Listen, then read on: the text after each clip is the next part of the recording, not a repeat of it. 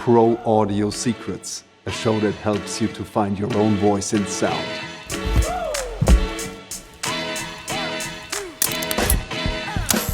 I actually did YouTube videos before YouTube. I was already never holding back secrets or anything, so I thought, hey, I learned something, I want to share it with the world. All the work, all your skills, and everything that you do is basically worth nothing if the subject line doesn't convert. I didn't even know that this line of work exists, to be honest. Only when I really dropped the conditions to pay me whatever you want, and you can even stay at my house and I will cook for you, 3 people showed up, right? 3 people. And willing to pay $5. So, a lot of people just trying to get as much free information as possible. And these are always, sadly, the people that don't get far because they are not willing to invest. In this episode, I'm talking to composer Alex Pfeffer, who is Hamburg-based, German, same as me, talking in English about online business, about mentoring people, about building communities and sharing expertise. So if you are interested in not only become a better sound designer or audio professional, but also scaling or expanding your portfolio towards an online business, then this episode is for you. Enjoy. Can you give me a little explanation of what you're actually about and what you currently do, and so that I get a little bit of your background? Yeah, of course. So my name is Alex Pfeffer. I'm a music composer since around 20 years. And I don't know exactly how it, started, which was exactly first, but mainly I wrote music for video games, but also started to getting into trailer and music production. And basically when YouTube came up, I started doing my first tutorials. Actually, I was recording tutorials, video tutorials about Cubase or whatever, sample libraries before there was actually Cubase, because a company asked me, hey, you wrote a demo for us. That was basically when East West Quantum Leap, the Gold Orchestra edition was released. I mean, probably like 500 years ago or something. And then hey, can you do that? We get a lot of requests from people asking what you're actually doing or how did you, get your demo together. So I recorded a video and it was hosted on the forum. So I actually did YouTube videos before YouTube. And since the very beginning, I was already, never holding back secrets or anything. So I thought, hey, I learned something. I want to share it with the world.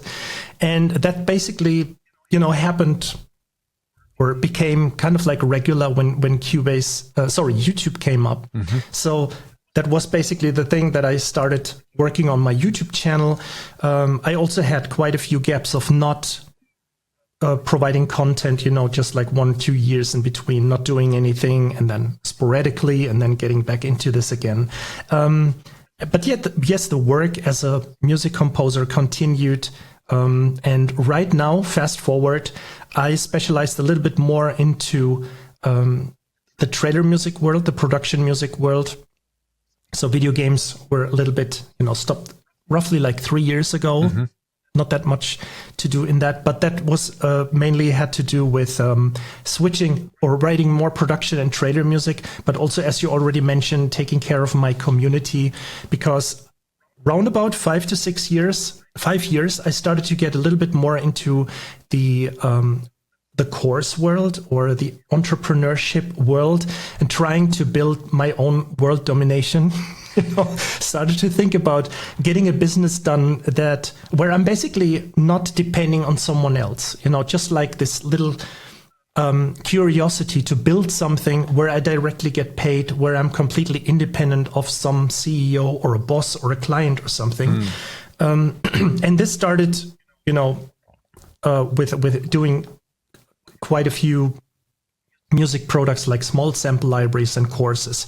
And then 2 years ago, I kind of like switched this entire thing into a big program where I'm basically helping composers to, find work, polish their demo reels, polish their music for, for example, for trailer companies, simply because I noticed a pattern, or based on my experience, that a lot of composers or musicians audio artists in general. So I always include the sound guys, so I call them all audio artists, always have the same problem when it comes to promoting, when it comes to networking, when it comes to setting up the demo reel. And they always try to impress with as much information as possible. I mean, this is what I found out, plus from my own experience. And at some point, when you get a little bit into this entrepreneur world, you learn a little bit about marketing. Also, I was a layouter before I started getting into music, like the early years before all of that, like a few hundred years ago, probably. Has been a very long time since then. But it was worth it getting like a little bit of an insight into the marketing world, into the layout world, into how fonts work, how colors work, how logo works. And now I'm, when you send out also emails to clients and customers and something, you just take care of a subject line. And since when do you know a composer that has crafted, or who has crafted, for example, a subject line that makes sense for an application email? So basically thinking about stuff like this, because all the work, all your skills and everything that you do is basically worth nothing if the subject line doesn't convert, meaning like the client or the potential company who has a job for you will not open your email and then just simply deleting it because it's an uninteresting subject line. So stuff like this. So that's basically what I'm doing. Yeah, I drifted off a little. No, I really love this conversation already because I resonate so much with what you just said. Being in this role that I want to build my business and be somewhat also independent from freelance work and get an additional revenue stream and trying things on social media. I mean, that you started YouTube before even YouTube. I mean, that's epic.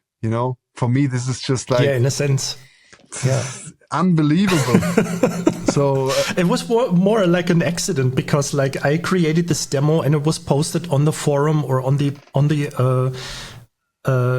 official website, and then people simply asked questions. So basically the video was posted on the forum or on the product page, and so it was kind of like a private YouTube session, and then people responded in the forum and I was answering there. But yeah, that was basically how it came all together. Yeah, so to me this is already so valuable because you told me that you started your business journey 5 years ago. So I maybe started 2 years ago, you're 3 years ahead. And in terms of content creation, you're like light years ahead. I don't know. I mean, if I look at your Instagram channel, as I already mentioned before, when we met, so getting it to like something like 60,000 followers. I mean, I'm just currently struggling around with my YouTube channel at roughly like right before 20,000 subscribers, but YouTube subscribers are worth 10 times an Instagram subscriber, or maybe more. Therefore, getting a YouTube channel above 10K is already huge. I think it's way bigger achievement than having maybe 60,000 on Instagram. I started YouTube with long format only beginning of 2025. And I had maybe a couple of hundred before that through a few videos that I posted before. And now I have 1,200. Yeah, but it's growth, that very slow growth. Yeah, it depends on so many things. Also, like on the internal SEO settings on YouTube, that you just match the title. This is something what I also didn't think about. When you just match the title, or let's start again. When you don't match the title and the description and the text, and then you come up with something, you write something in the text, writing a little bit of music today. And then in the description, you just write like, follow me on whatever, get on my community page or something. And then in the text, you just have hashtag, I'm a great music composer, or trying to get into the music business. So it's kind of like not matching all of that stuff.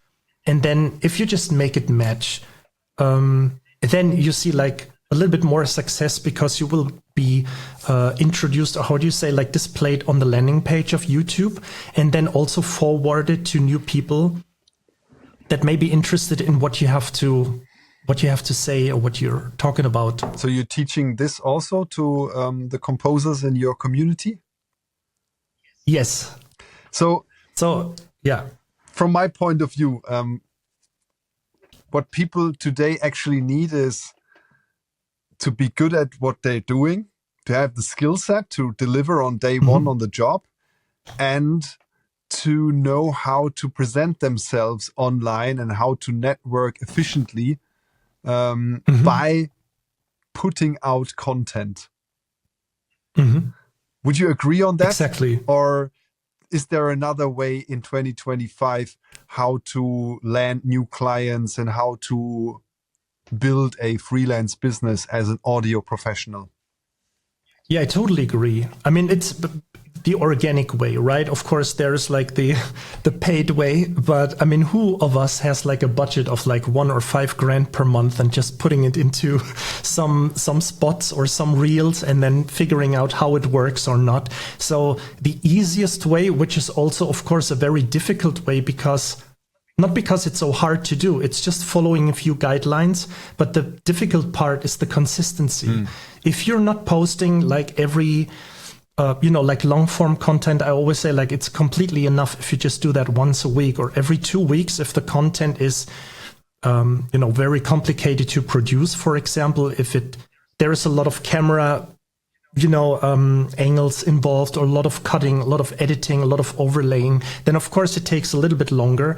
But we also have a great opportunity on TikTok and also Instagram or YouTube Shorts, which basically all they want to be like TikTok, right? So you just it's a good way to just have these 9:16 ratio videos, this portrait videos, and then, but in a nutshell, yes, I think it's just the essential way. Whatever you do, whatever you're trying to reach, no matter if it's more people listening to your music or subscribing to your YouTube channel, or signing up for a school or a circle community, it's the best way to just provide as much valuable content on social media. And then I feel like the more content you share, or the more you share with the world, and you help people, or you provide some interesting information, the more trust will be built towards you. So the more trust you build, and then people say like, oh, that's a cool guy, or I like following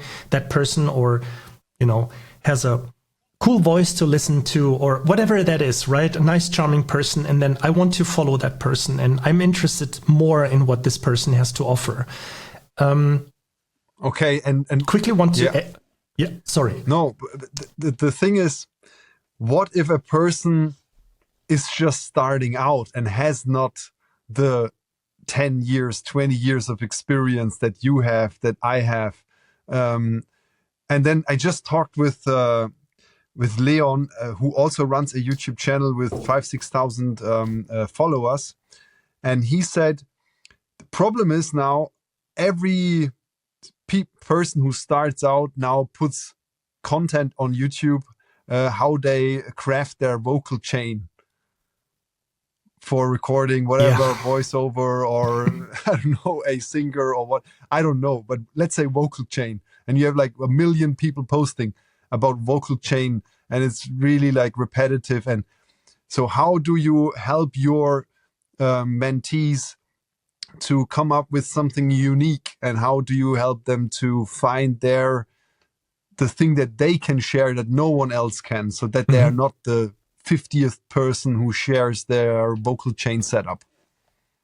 Yeah, I mean, there are always trends happening, right? I mean, there was a long time, and this is still ongoing, where people are doing these reaction videos to bands or metal bands or something. You see like, Sleep Token, very popular. And then you see like people's like, oh, the chorus is really amazing. Yeah. And I'm just laughing because there is like the picture of the camera was freezing, and my face is sometimes getting to Jim Carrey mode. But so, I mean, I think there is nothing wrong with hopping on these trends, and following some of this.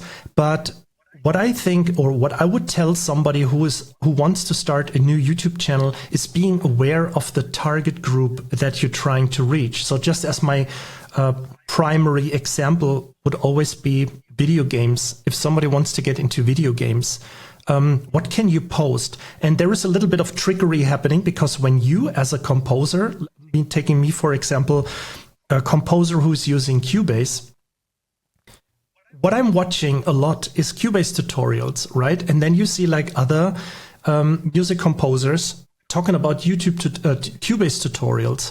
So you're watching these tutorials and you think, oh, I'm going to create my own channel. What do composers do on YouTube? It's Cubase tutorials. So I'm going to create a channel doing Cubase tutorials. And this is a lot of, or a misconception that I hear very often. Oh, I'm going to start my YouTube channel. What do you suggest?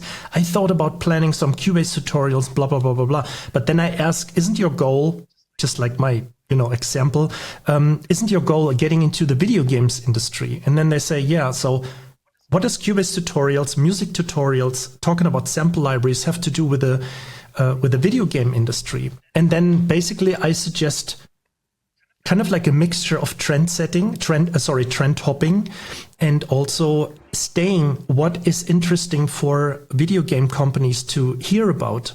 So they don't care about your sample libraries or your articulations, your legato articulations of whatever string library, right? And all the compressor settings or vocal chains. So they would be interested in how your music sounds within a video game. So I would simply say, kind of like load Skyrim, just screen capture yourself like an hour playing. Oh my God, you have to play a game and record it.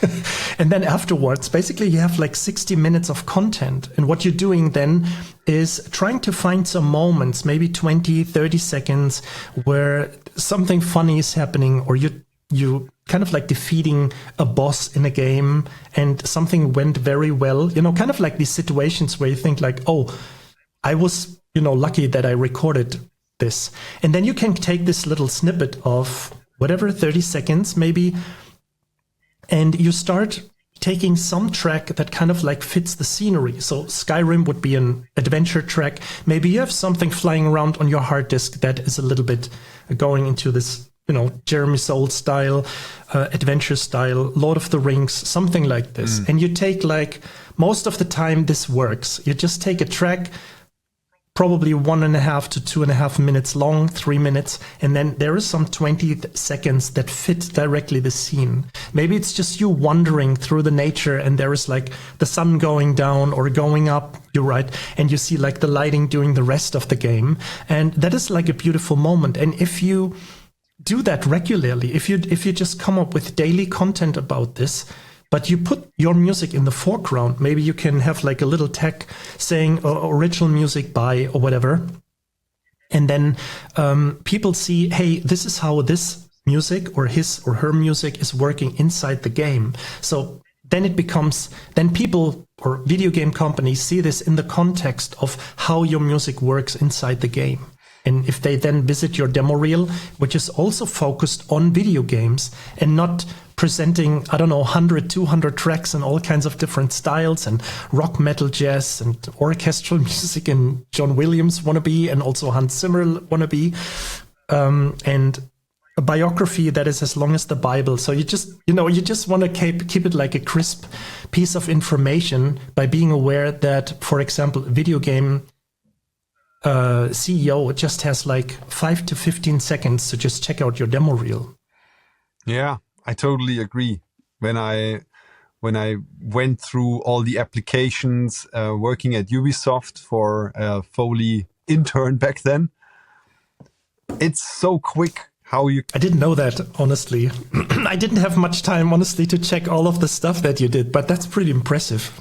Yeah, I worked 5 years at Ubisoft, and then we hired an intern during this time.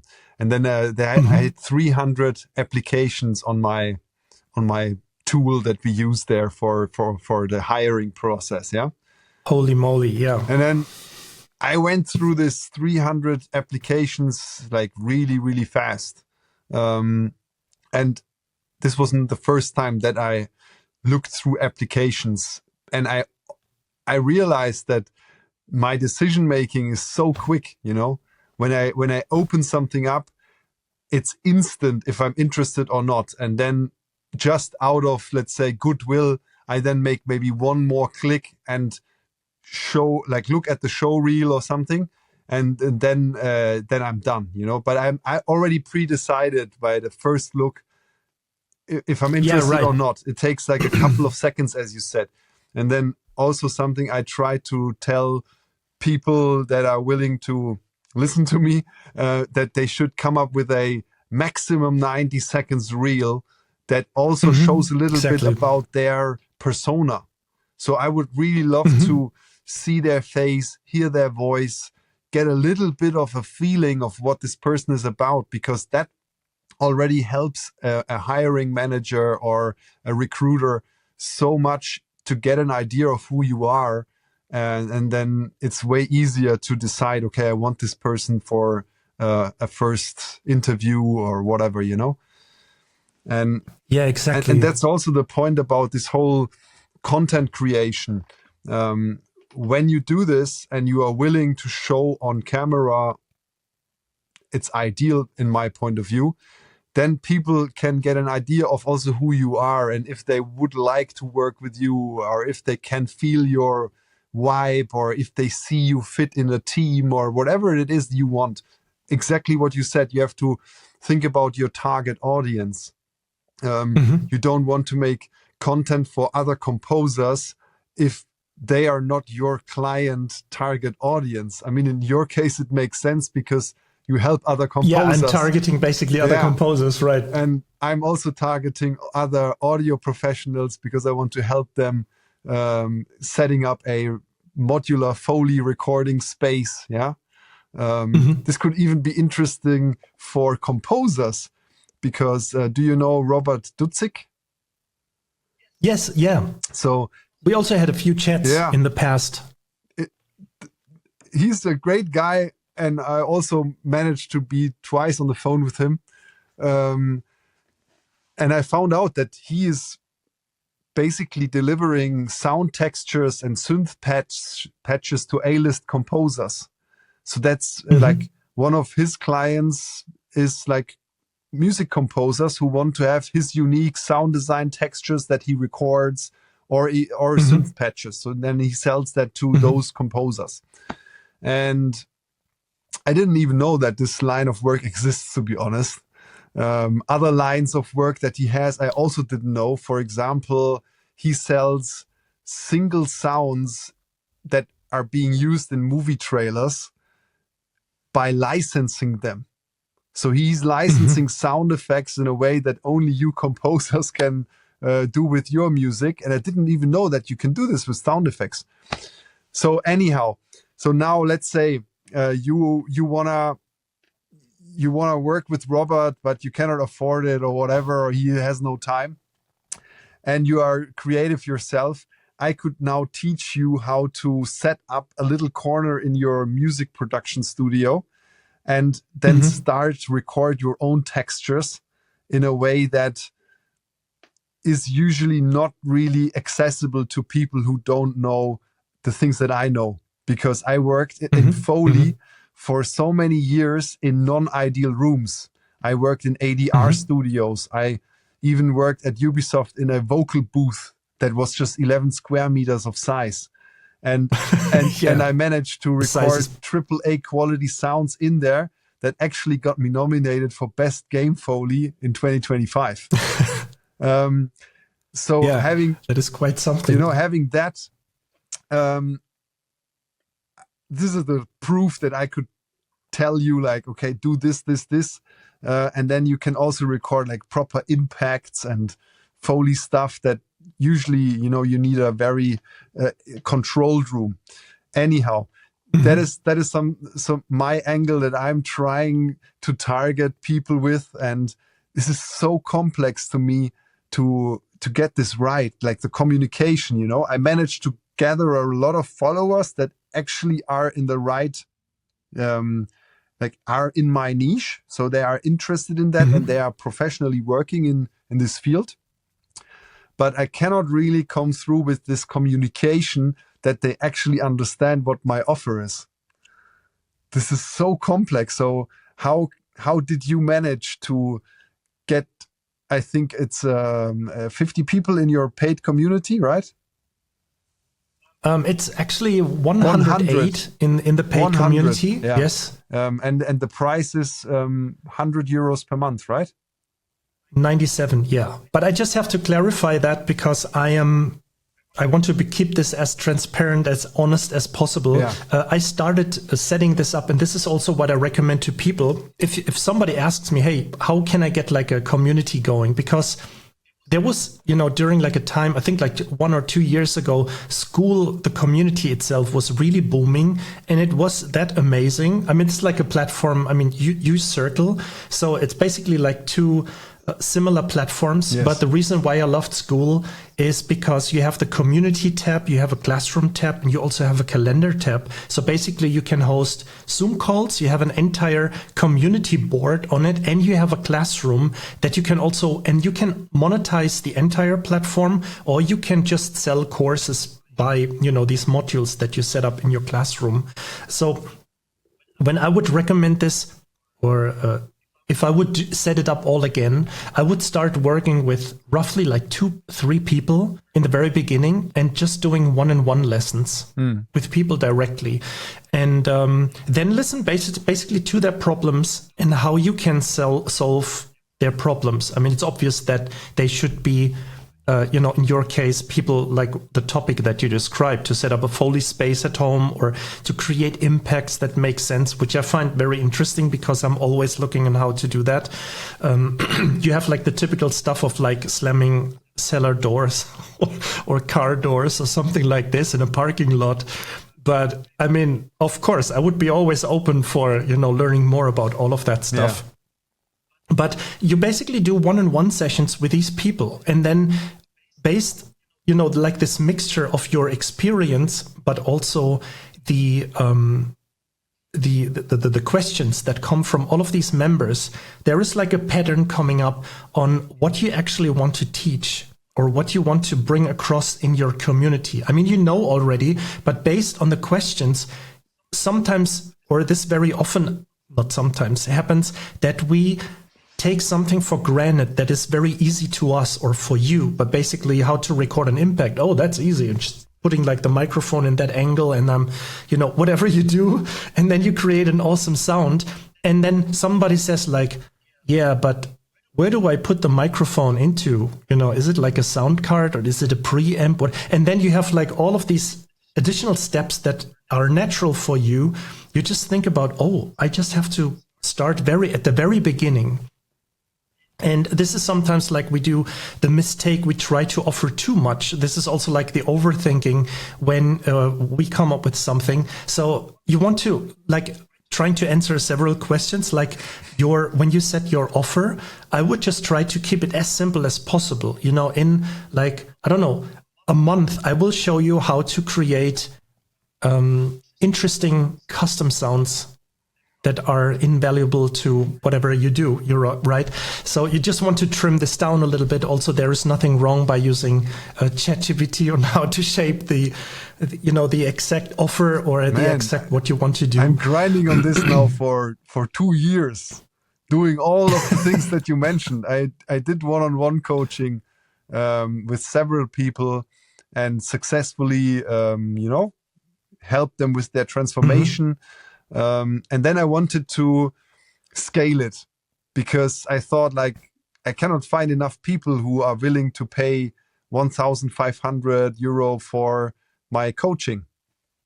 Mm-hmm. And then I thought in January, December, I had this epiphany after a call with the director to build more like an academy, which is a bit broader, to help also younger people to get the basic skills. And then I was all passionate about that and went all in. And now I have this thing called Pro Audio Academy on Circle with 10, 12 beta testers that also purchased it for average amount €500, let's say, for a whole year of being in this community.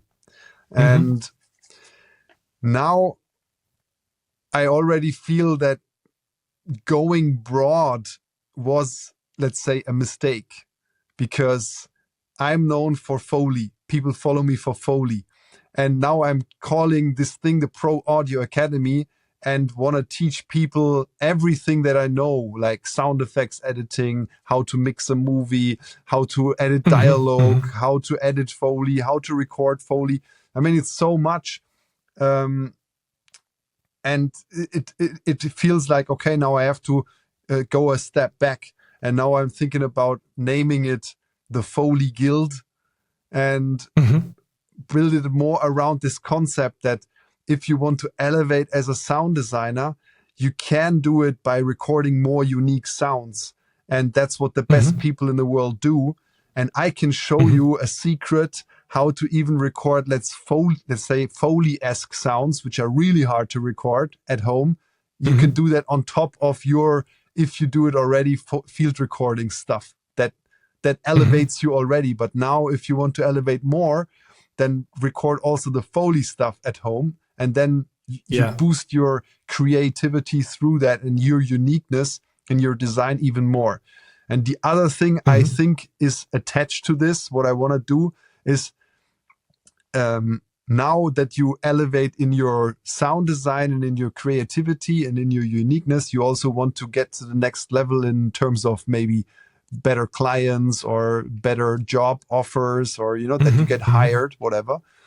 So you should also think about social media. And I have a little proof that this actually works. So I want to help people with that as well. So that is now my core offer. And then the next problem is how to find the right people who are also convinced that they should invest this amount of money into this. Because audio people, as far as I understand, they invest in gear a lot. They invest in plugins. They invest in microphones, in speakers, in sound libraries, sample packs maybe, but not in mentoring. And how to communicate the value of mentoring, and that it can actually boost your career way more than any gear that you own. That is an interesting question, because I completely feel what you're talking about. I was actually in the same thing. And I summed it up basically in saying, like, I help to shape your career, right, as a music composer, because it was the same overwhelming stuff. Now we have AI, then we have the entire music creation process. If you want to write trailer music, it's completely different from video games music or from, film music. And then it's like the entire conversation and the networking stuff that is the problem. So there was so many things that you can take care of, and your demo reel and also as well. So, but I think, okay, I just got like the curve. I mean, that's probably like a German word, like, you know, getting the curve. So that's not right. It's like, so I get like I think I summed it up pretty well into, you know, I help composers turning their passion into a thriving business. So basically everybody knows like what I'm basically doing. But in your case, yes, I can see that, because you try to help them to get into, you know, how to set up things when they work for a movie, how to create sounds and blah, blah, blah, blah, blah. But I think you also have another advantage, because you can teach people for free on YouTube and all of these platforms on how to create that stuff. But if they want to actually get access to the stuff, or, you know, that you release packages, for example, that is something that is special that you only offer to the people in your community. Just as a thought, or you just share stuff that is, more scratching the surface, easy to understand. But then if it's like more in-depth stuff, like really, you know, things that require a lot of, you know, like a bigger setup, or that are really more difficult to create, that only you offer to the people. And what I also think, like, the main point is of a community, which I found out. And that's why I'm still creating courses, but what I find more important is to offer these live calls every week, So in the beginning, I also did one-on-one calls, but then I turned it into live calls. So I have currently 4 live calls happening on Tuesday and Wednesday morning, and also Tuesday, Wednesday evening, for 1.5 hours, where people can basically ask all the questions about the things that I talk in the program. 4 calls on one day? No, on 2 days. So basically Tuesday morning, evening, and then Wednesday morning and evening. Okay, and each of those calls are 1.5 hours. Yeah, roughly. I mean, sometimes, nobody's there. Sometimes 5 people are there, but it's never crowded. It's never like 20 people in there randomly, wildly talking stuff. And also the community, this is what was really a positive surprise, that people come along really well and they're starting to network. When somebody meets on a call, maybe like 4 or 5 people, and somebody wants to get into the trader music, they start connecting afterwards, right? And just collaborating on a track, or trying to, help each other with the application emails and all of that stuff. But what was very important to me is offer that life situation, this direct conversation as we're having right now. I mean, this is like it's still digital, right? But it's like the best that you can do to just connect and have a live conversation. Yeah. That is always the most fruitful thing that could probably happen on the internet, right? Because everything is sharing and liking and reposting and, content and comments and a lot of bashing going on. But when it comes to these live conversations, it's like the best thing that can happen. And this is also what I wanted to include in some kind of like a program, like what I'm currently doing. And how is then the onboarding, or the onboarding experience, and also the journey for all the people in your community? How do they enter, and then do they have to do some courses first, or how do they actually, get mentored so that they can ask questions in your live calls? Mm-hmm. So I tried several things. Honestly, when I had my high ticket program that I sold lifetime for, I started with 997 for that. Then I moved on and put like $1,000 on top, and also put it to like 2,997. But then I decided, as you found out, there is a lot of people in the audio world or the production world, they don't have like $3,000 under the pillow. Some people can afford it, and then they get, of course, lifetime access from me. So I will always be there, even if when I'm gray and old, sitting here with like no teeth or something. I still try to help them with everything they need. But at some point I turned, I'm jumping a little bit too much. But in this time, I had like a 15-minute exploration call. So basically where I asked them, or when somebody contacted me, hey, I'm interested in what you're doing. Yeah, let's have a 15-minute call, for free. And then you basically try to ask the questions, and then you get, if somebody's interested, into a 1-hour call, and then you specifically have a specific procedure, but making sure, hey, this is something for free. I will just help you. And then if they are more interested, they jump into your program. So I really enjoy doing this, always talking to people. But what happened a lot is that people simply said like, okay, I get 60 minutes of information for free. So I'm doing that. And then people said like, oh, thank you so much for all your information. And then they hang up and you never heard of them again, and even ignored you when you just said like, hey, are you interested to work with me? And I'm not spamming people or something, like contacting every day, hey, but simply asking, hey, is there anything I can do for you? And they completely ignore me. And this was for me kind of like the trigger to say, I'm going with a monthly payment that is very low. So I turned everything over, and I basically offered the same program for $47 in the very in the beginning. And then you have people signing up on a monthly basis.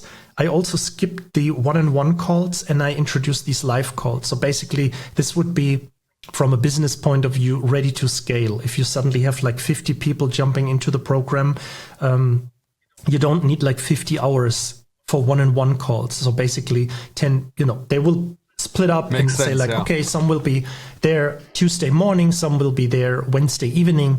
and stuff like this. And so the onboarding process changed a little bit, because you don't really need an onboarding process anymore, because you're just sharing a lot of free information on my free platform. And then people convert basically over and saying like, hey, I just want to get into this community. I want to get into Alex's Audio Artist Rise program. What I should also add at this point, I have 2 school communities. So basically one is free, that is the Audio Artist Academy. And I also use this platform to host my courses that I sold before, because you can't go to people and saying like, hey, you don't have access to these courses anymore unless you pay like $47 a month or something like this. So this was the perfect place to open a free community and also the paid courses, but also free modules. And what I also have is a $7 program that is basically like a jumpstart course, which is a few videos giving people like a good idea about what is happening in the big program. And from a psychological point of view, and this happens to all of us, when people invest something, when they pull the trigger and saying like, hey, I just invested $3 or $5 or $7 or $9 into something, they are also willing to spend $97 or $47 or $147 for a monthly program, because it's not like from free to paid, it's like from a little bit of money to a little bit more money. And so basically, and of course it always can be optimized, right? I mean, I'm currently thinking about contacting people via email again, or calling them quickly and telling them a little bit, just a few minutes about what the program is about. And but this can be always optimized. So I'm constantly testing out different strategies. So what is the program when you about? Post stuff, what is the program about? Yeah, basically the program is about the stuff that I mentioned before. So I personally help people in these live calls to optimize their demo reel, to optimize the application emails, crafting the subject line, and also when it comes to negotiations, because that is another thing. If somebody wants to get into the trailer music world, there is royalties, there is sync payments, there is publishers. Then people try to get in contact with publishers and are surprised why APM or Extreme Music are not responding, because you have to work with a trailer music or a production music house that works with a publisher, right? So a lot of people don't know that. And this is like the things that I'm personally helping them to get there. And also, of course, optimizing the entire music process, no matter if it's writing the music, helping them with mixing as good as I can. Quick one. Usually I only ask you here to subscribe to the channel wherever you watch or listen to this. Now I just want to ask one more question. As we are talking about online business, building a community, mentoring people, we also talk about what Alex has to offer, what I have to offer in my community/mentorship programs. And if you already feel that, I would be interested in this, then just take your smartphone now and DM me on Instagram the word industry, and then you can set up a free 20-minute call with me to see if we actually match for collaborating together. Let's hop into the episode. So the journey is they land on your YouTube and they find out that you have knowledge about how to elevate in your career, and then they can enter the free school community, get access to a couple of courses that are for free, and then they could make in the school community the first purchase of $7 for the next kind of module that is then starting to be paid. Right. And then there are more courses that are at a little bit of a higher price point.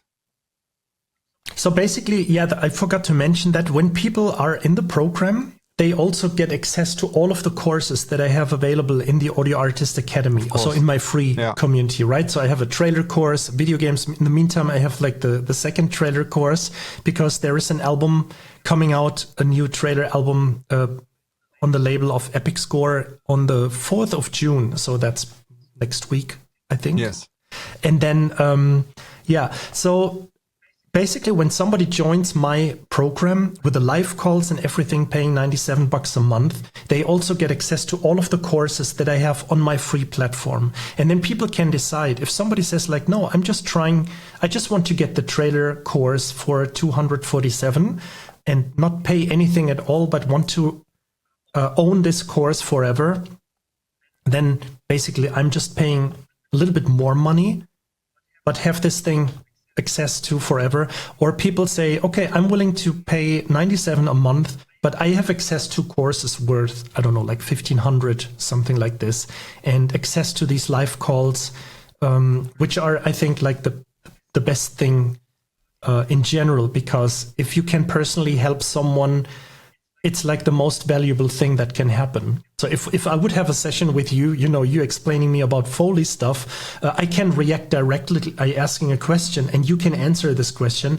And when you have a course, sometimes it happens that you have a question or somebody explaining something and you have 10 new questions coming up and then you are struggling with a written support. Hey, I have a few questions. And then you're just writing, like a pages long email. So it's like really a good thing to just personally talk about stuff.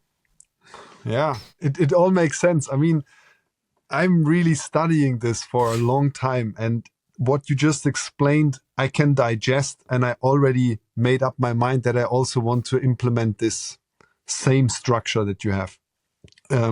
At the moment, I decided for Circle versus School because I have a mentor called Jay Claus, shoutouts, who runs a community for creators.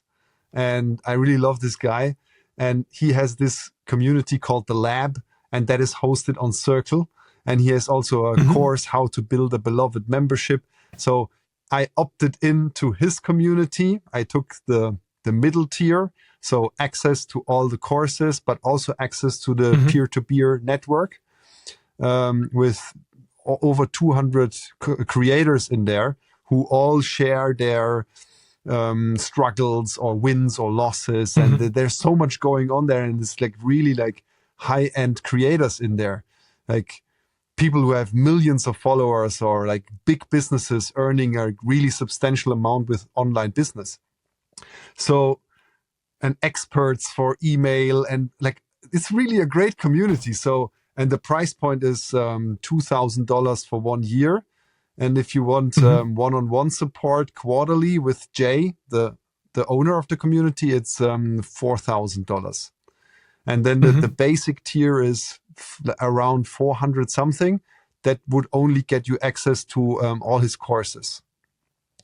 And you can see the feed, but you cannot interact or something. I'm not sure. Yeah. So it's basically a mixture of what you have, all on Circle. And to be honest, I also want to make it all on Circle because I now opted in for that.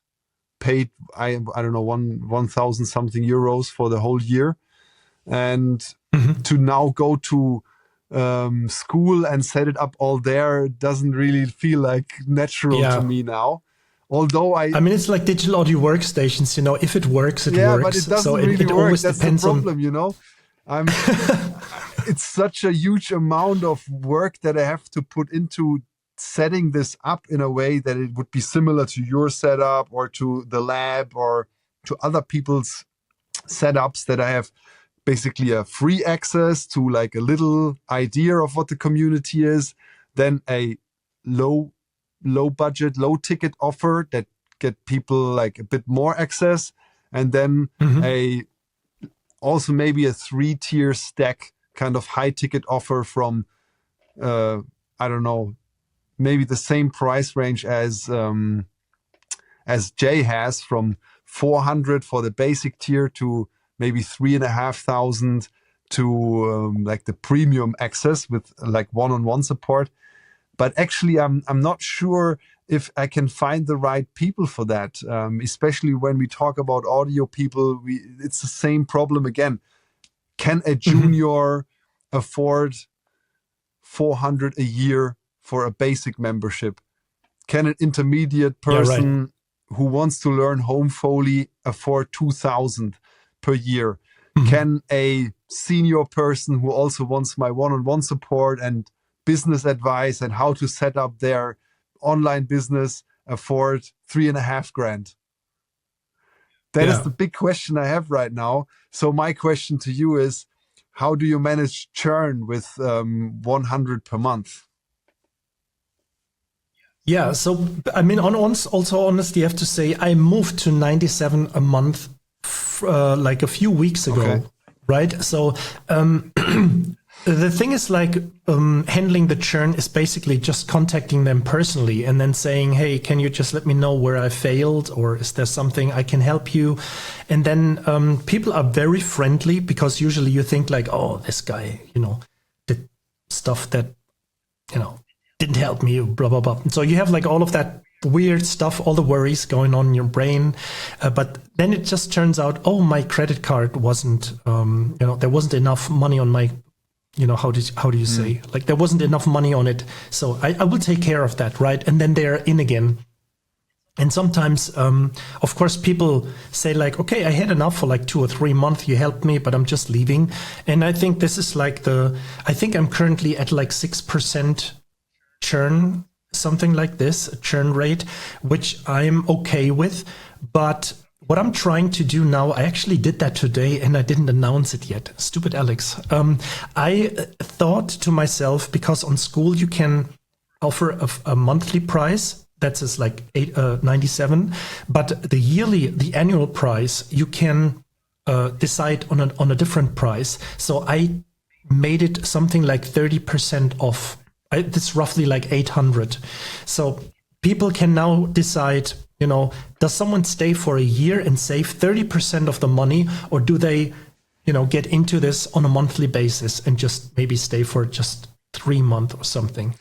Okay. But this is something, the churn probably always happens. Yeah, but it totally resonates as well with stuff that I hear from other creators. I have now a mastermind going on in the lab with other creators, and they have communities and do coaching. There's, for example, one lady who has a company called Motion Hatch, and she does the same what you do for motion graphics designers. So, and she's successful and has a long history in her business.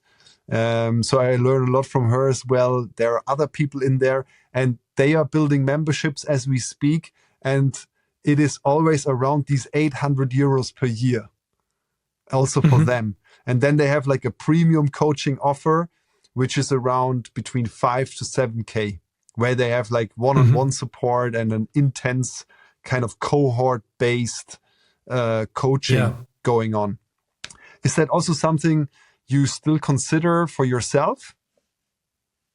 Yeah, definitely. Because you can, I would simply offer, a few spots of lifetime support that you can say, okay, I'm offering my program again for like, you could introduce like a special price and saying like, okay, instead of 3, it's 2 or 2.5, but then you get like lifetime access. Do you really want that lifetime access? I mean, what if you don't want to continue doing this, or, where's... Yeah, it's quite an offer.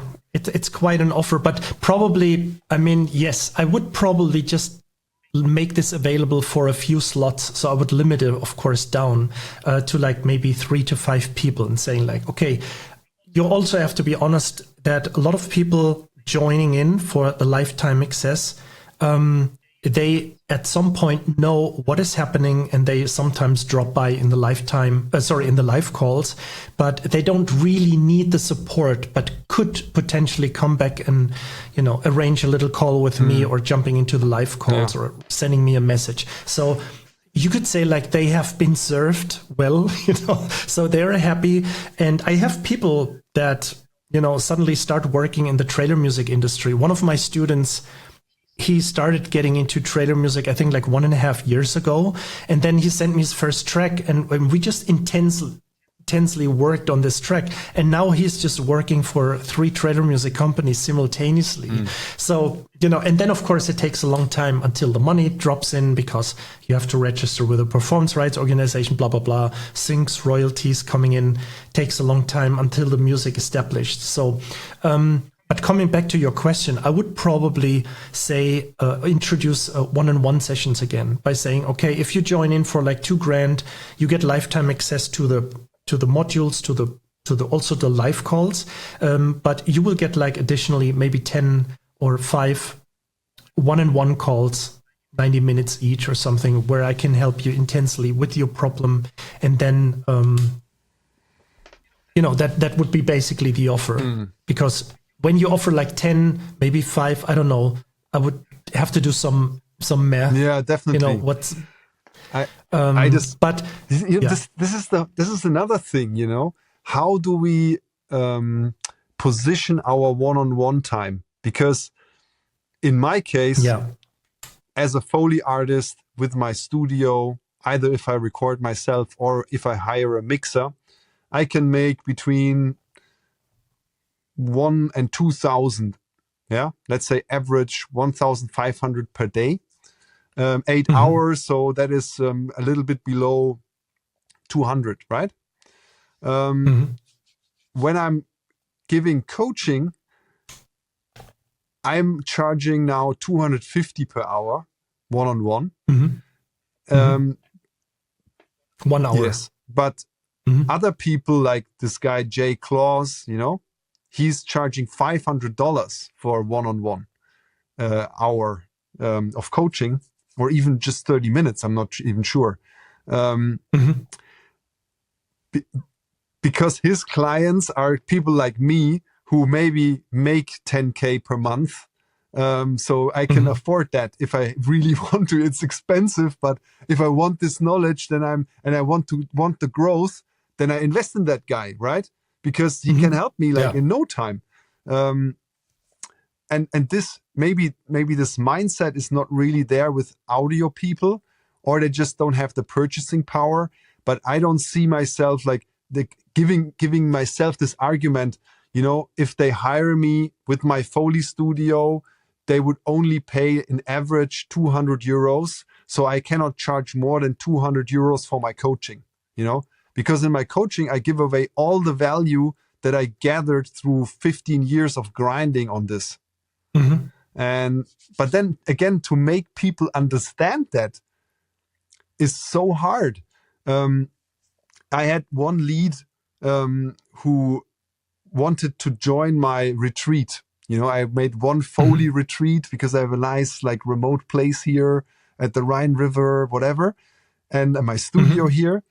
And I wanted to have this retreat, and I advertised it in my stories on Instagram for a couple of months, and nothing really happened. And only when I really dropped the conditions to pay me whatever you want, and you can even stay at my house and I will cook for you, 3 people showed up, right? 3 people. And willing to pay $5. Yeah, it was in average. I made maybe 500 euros from that. So, but it was a great experience, and I deepened connection with at least 3 people. One of them was actually a professional Foley artist from Greece, so I can maybe make a great case study with him. So that was already valuable. For me, I never looked back, and I enjoyed the time. So it was not about the money. But if it is about the money, let's say there's this one guy from a faraway country who would have to really invest in a flight and come here, and he was so enthusiastic and he wanted to join, and he was always in the every time I promoted it, he said yeah, I might want to come. And then we even hopped on a one-on-one call. I explained everything further, and I did a huge investment in this person. And then I received a message yesterday. Yeah, finally, I need you really urgently, I have this project and I need your advice. Can you make an hour for me, real quick on, I need you now. I'm ready, I'm ready to be your mentee. Yeah. And then I said, no worries. You're lucky, this week I'm not recording Foley, so I'm flexible. Here is a link, 250 per hour. Just book the call on Calendly and we can do it. And then he got back and saying, 250 for 1 hour. I'm not really sure. I know already 90% of stuff, and just for the 10% and investing 250, I don't see it. And then I was just happy to tell this person, look, then we don't make business, you know. I am here for free. You had your free time with me, but now you want my service for an actual problem that you have, and that's my price. And if you don't see the value there, then we're just not a match, you know. But this is just one experience, you know. And then going forward in this whole journey of being an entrepreneur or a solopreneur in this audio world is just so, I don't know, so many question marks. Yeah. The pitching process is really difficult, but one system that was working more or less successful was that I had these 15-minute calls and then the 1-hour calls.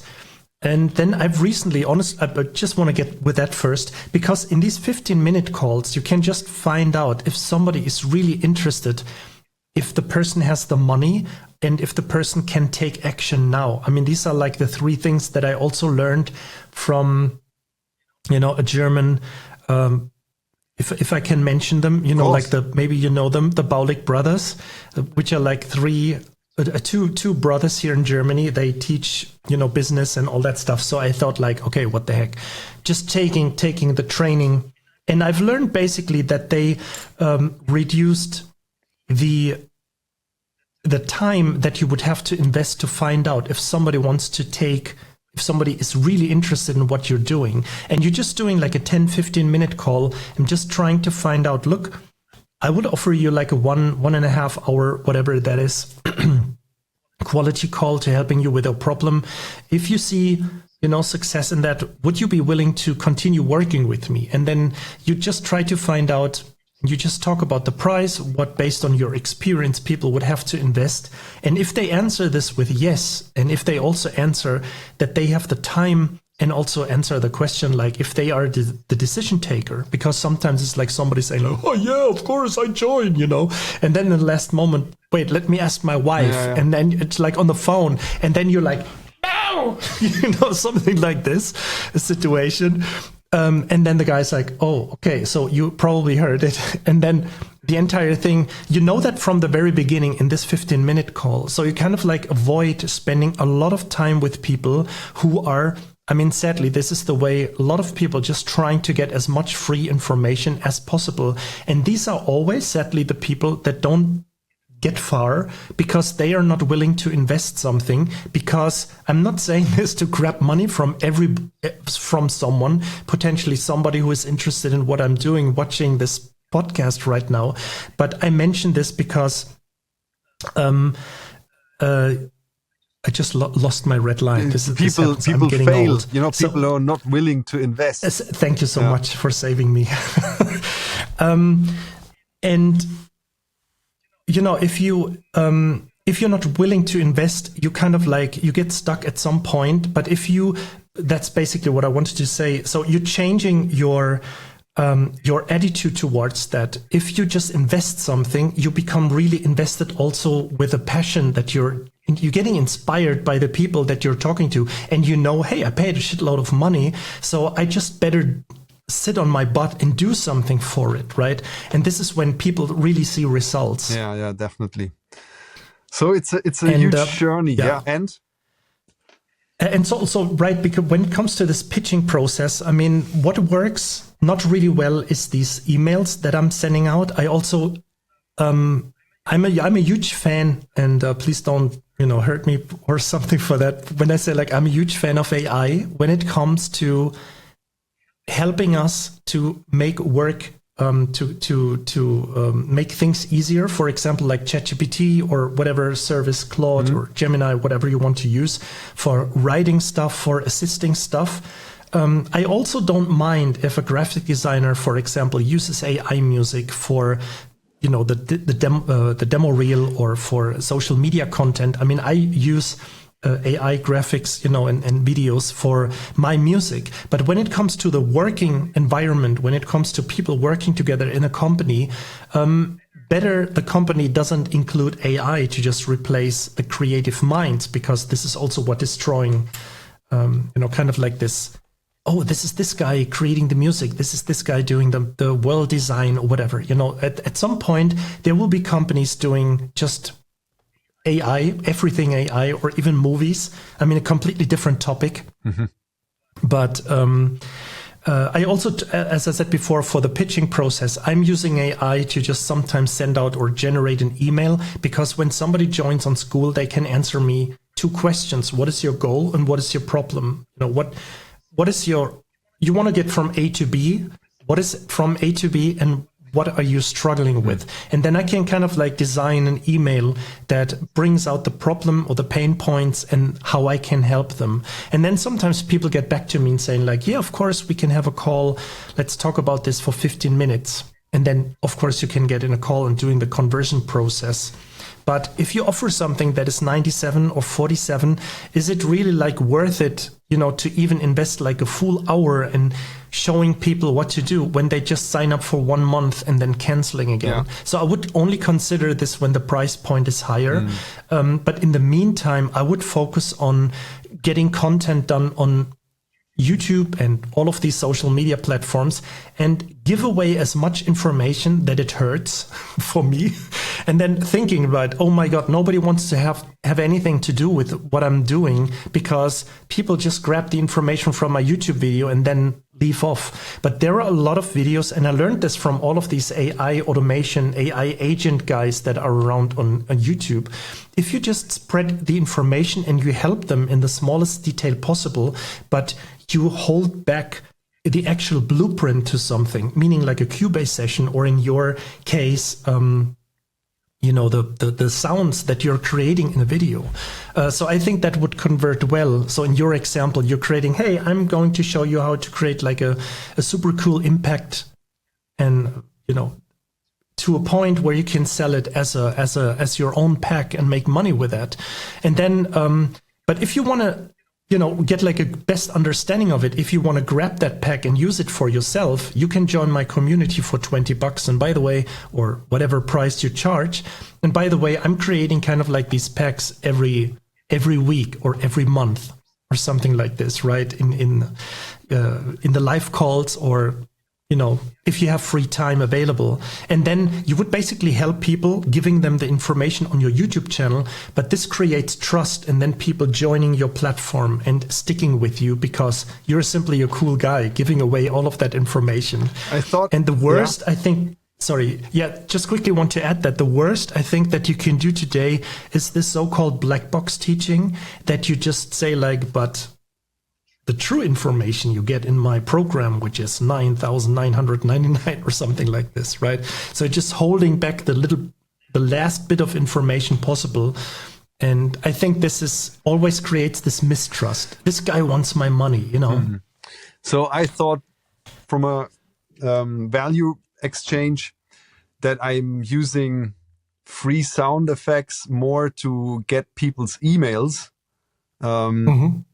Using them as lead magnets. Yeah. So for example, I'm making a YouTube video about a certain sound that I created, or even a short format video. I just performed some sounds to a scene, and then the freebie is all the sound effects that I recorded for that little scene.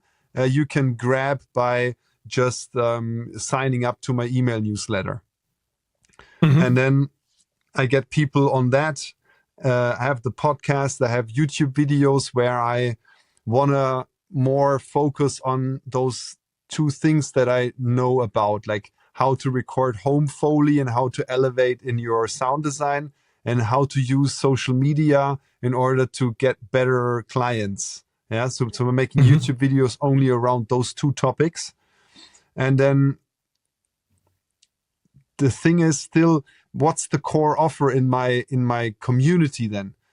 I think in 3 categories still, like the juniors, the intermediates, and the seniors. And then giving them more access, the more they, let's say, pay. To me personally. I think still this is too complex, you know? I think, you know, if you offer something that is kind of like summarizes all of the stuff that somebody says like, look at this guy on YouTube. It's just giving me all the information about how to create Foley effects. And he's such a professional. I want to get in contact with this person. So these people, no matter if they are noobs or, if they're intermediate or professionals, they will at some point jump in your community.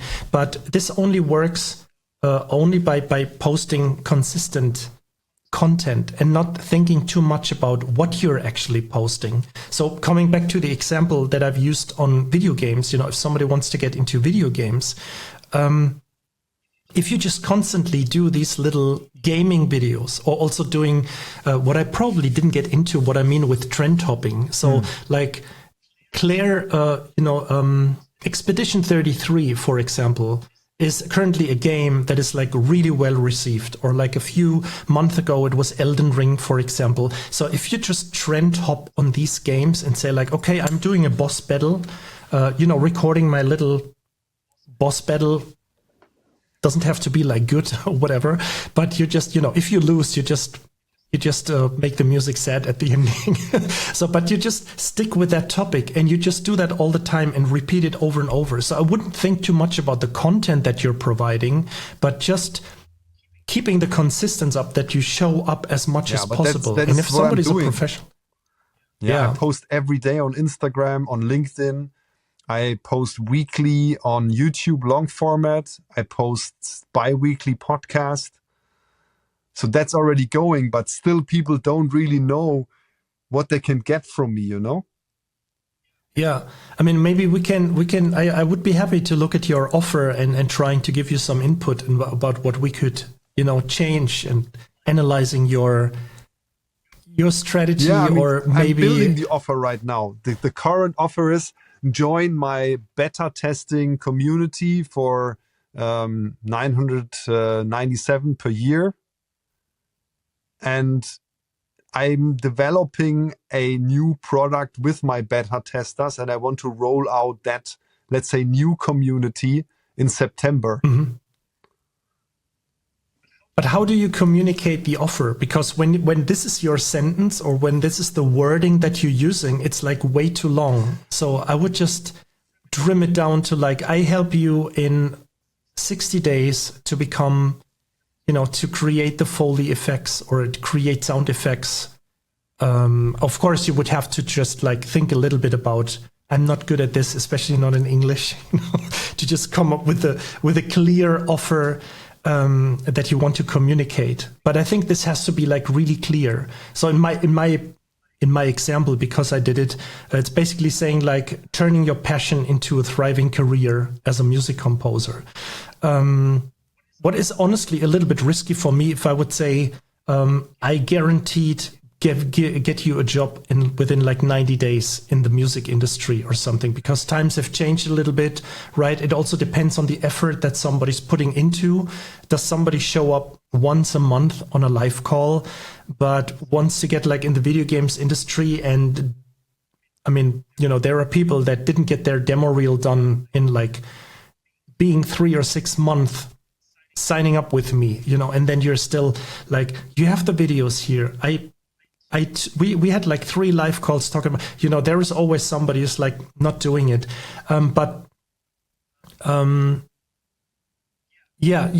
There is a lot about how you communicate your offer and what you're just. That's the biggest thing that I have to learn. Definitely. So, and then also, changing the offer and just testing out, does this work or does this work? Suddenly you try something out and turn this into a negative. Actually, I just wanted to get a little bit into this example because I've recently found somebody on TikTok. I think I also want to mention his name because his name is Patrick Helm, I think, and he's doing acquisition calls for companies, and he has a very cool system. I mean, everything comes from maybe some US coach or whatever that is, like it's just passed on information to someone else, but I discovered it actually with his account, and he's doing a very different strategy and saying like, hey, this is an acquisition call. do you want to hang up now, or can I explain 30 seconds of what we talk about?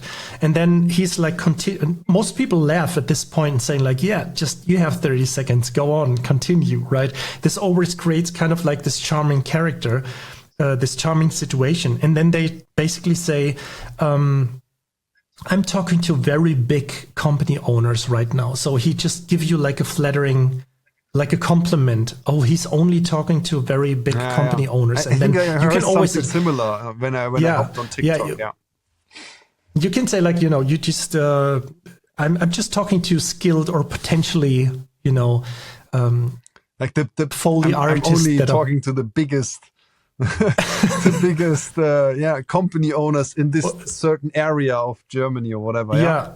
Or when it comes to like to your people that you want to get into your community, like Foley artists or something, to the most promising Foley artists, currently around or something. So people think like, okay, I seem to have some, and you, of course, you don't want to lie, or you don't want to throw shit at people. You just want to be honest. So you want to do a little bit of research, what these people are doing. In my example, if they write good music, I don't want to, help somebody who never touched a digital audio workstation and say like, okay, if I'm downloading, torrent file of Cubase like next week from my cousin's computer, would you be able to help me? I would say like, no, because, just have a little bit of understanding of music first before you want to get into, work in Hans Zimmer's studio. I just also wanted to add something else, but yeah, he's doing these pitching calls, and he's always using this reverse psychology. I'm talking to like whatever the biggest company owners, blah blah blah. But I feel this is nothing for you to just know how to get more clients on social media or something. So I feel like already this was a bad idea calling you, and then people instantly go like, no, it was actually a good idea. And so he's like reversing, he's doing everything wrong in that sense, what people tell you to do what I also learned with this first call, you just want to make sure you understand that people have money first and that they're interested in, that they are the decision takers, and then spending an hour call with them. But he's turning it all around. And even in the beginning of this 1 hour call, he's just instantly saying like, okay, I just wanted to make sure we are on the same page here. What do you think about our relationship? Do you really want to work with me? Did you even consider already working with me? Or is it just something that you're still not sure what we are doing? And so he instantly, within that 1 hour call, gets an idea right at the very beginning, if it makes sense to continue talking to someone, or if he's just, wasting his time for someone who just wants to get information for free. Makes sense. Yeah. So there are so many things to try out and to test out. And also I try to also get, as I mentioned, to have like an AI agent going that is combining my writing style. So it's like training this agent on my writing style, but also taking care of the questions and the goals that people have, or the struggles and the goals, and just sending out these emails, offering them like a 15-minute call, and then basically going from there and explaining them or asking them right in the beginning, okay, so just to be on the same page, would you be willing to work with me? Can you consider that? Or, are you just trying to find some information? And when somebody says like right in the beginning, oh yes, I can totally imagine to work. Yes, I also have the budget of 97 per month. And then I'm always happy to like continue to do that for like half an hour or even an hour. Makes total sense. But that's probably something that professionals struggle with, right? So to find like the perfect formula that works for your business. And that's what people pay a lot of money for, Yeah. I just follow one new business coach that really resonates with me, and his like offer is scale 20, like scale your online business to 20K a month without sales calls. Yeah. And his program actually costs, with one-on-one support, $24,000 for 1 year in the community plus 6 months of intense one-on-one support. And I mean, this is just the journey, And I really, really love to explore this and to test things. Sometimes it's a bit overwhelming, managing this, like doing freelance work as a main thing, and then trying to, get into all this. This is really a struggle. Business. Yeah. But I love this, and that's also why I wanted to have the call with you. And thank you so much for giving me the time and to opening up about what you're doing. And it feels like a coaching call that I just received from you. So yeah, thank you very much. Yeah, of course. I mean, likewise, the same. I mean, I felt like this was a really cool conversation, and also learning more about you, what you're doing. And honestly, I would be very interested, especially learning about how to create these kind of like impacts or trailer sounds, because that's the business I'm in. And I always depend on libraries, because you just can't run on the streets or going to the, the floor, to the how do you say, the house floor, just going out of your apartment and the hallway, thanks. And just slamming doors, and your neighbors are like, what is he doing? So, and sometimes you don't have the time. So, but there's always would be really interesting. And I think it would be also a great thing if we stay in contact. Definitely. Yeah. We can easily do that. I show you how to set this up, and you help me a little bit more with my core offer. That would be so cool. Yeah, of course. I mean, looking at your channels and seeing what I, doing my best to help you with that. All right, then, Alex, thank you very much again for being so spontaneous and so dedicated to make this happen within a couple of days after me reaching out. This is when the best things happen, right? Yeah, definitely. I really love it. So thanks again, and let's stay in touch. Yeah, thank you so much for having me. And of course, if you have questions, that's usually also how I end my calls. If you have questions, you know where to find me. I know. And let's definitely keep in touch. It was really a pleasure meeting you. And let's keep in touch and talk soon then. Feeling is mutual. Thank you very much. Awesome, man. Take care. You too. Thank you very much for staying up until the end. It really means a lot to me. It shows that you are really dedicated towards our topic, towards online business, towards making a new revenue stream for your freelancing career or for your professional career in audio, either as a composer or a sound designer. Thank you for being here for that long. Enjoy one of the next videos, and always feel free to comment what you think of this video. Questions, you can DM me on Instagram, and that's it. See you in the next one. Peace.